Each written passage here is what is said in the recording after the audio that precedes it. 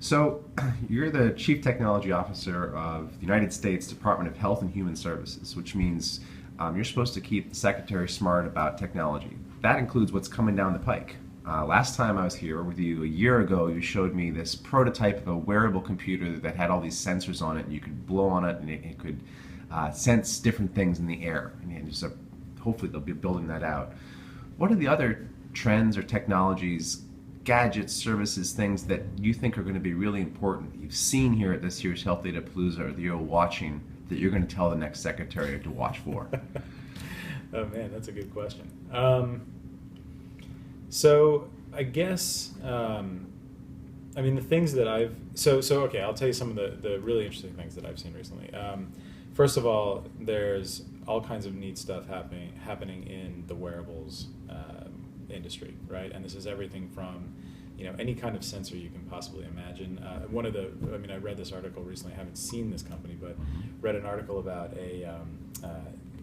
essentially a new blood test that can use nano-sized drops of blood to actually perform a standard assay of blood tests that are typically done when you go and get a vial filled from your arm. And what's neat about that is, with a little bit of further engineering, you can imagine nano needles being implanted on the back of, say, a watch that just continuously monitor things like blood glucose. Right? I mean, that's an amazing thing to think about.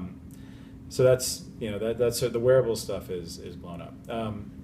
There's a small company out of California that just got their FDA approval actually for their first device called Gauss Surgical, and they do something that I just think is really neat.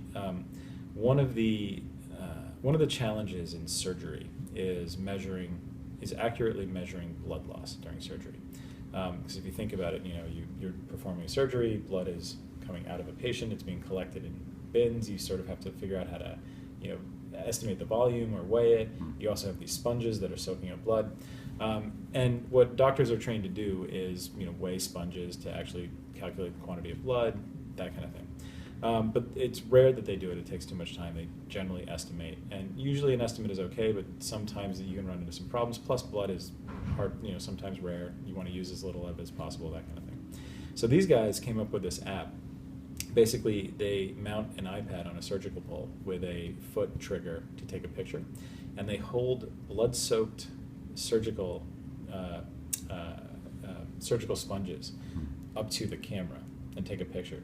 That picture gets uploaded to some of their servers in the cloud, which processes the image based on algorithms that they've developed, and comes back with exactly the amount of blood that's been soaked up into that sponge.